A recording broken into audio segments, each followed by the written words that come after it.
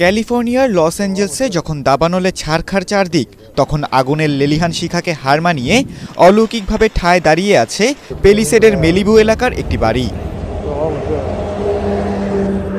$9 million তিনতলা বাড়িটির মালিক 64 বছর বয়সী ডেভিড স্টেইনার।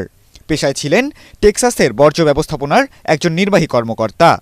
পেলিসেডে যখন দ্রুত গতিতে ছড়িয়ে পড়তে শুরু করে দাবানল, তখন প্রাণ বাঁচাতে বাড়ি ছেড়ে সপরিবারে ঠাঁই নেন নিরাপদ আশ্রয়ে। ভাবেননি আর ফিরে যেতে পারবেন নিজ ঘরে, তবে আগুন নেভার পর দেখলেন আশ্চর্য এক কাণ্ড।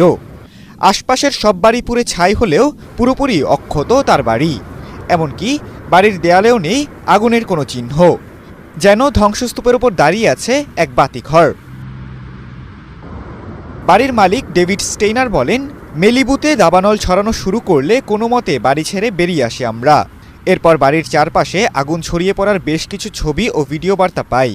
দাবানলের ভয়াবহতা দেখে ভেবেছিলাম বাড়িটা হারাবো, কিন্তু পরিস্থিতি নিয়ন্ত্রণে এলে দেখি আশেপাশের সব পুড়ে গেলেও ঠায় দাঁড়িয়ে আছে আমাদের বাড়িটি।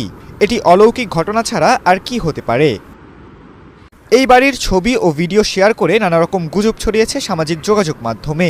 ঘটনার ব্যাখ্যা দিতে গিয়ে মালিক ডেভিড জানান, যে কোনো বড় আঘাত ও ভূমিকম্পের মতো প্রাকৃতিক দুর্যোগ ঠেকাতে বিশেষ নকশায় বানানো হয়েছে বাড়িটি।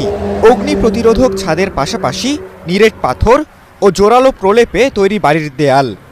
বড় ধরনের ঘূর্ণিঝড় বা জলোচ্ছ্বাসের ঢেউয়ের চাপ প্রতিরোধে মাটি থেকে কমপক্ষে 50 ফুট গভীরে গর্ত করে বসানো হয়েছে মূল কাঠামো। এমন ঘটনায় খুশিতে আত্মহারা ডেভিড ও তার পরিবার। বাড়িটিকে তারা ডাকছেন লাস্ট হাউস স্ট্যান্ডিং বা ধ্বংসস্তূপের শেষ বাড়ি হিসেবে। খালিদুল ইসলাম তানভীর, এটিএন বাংলা।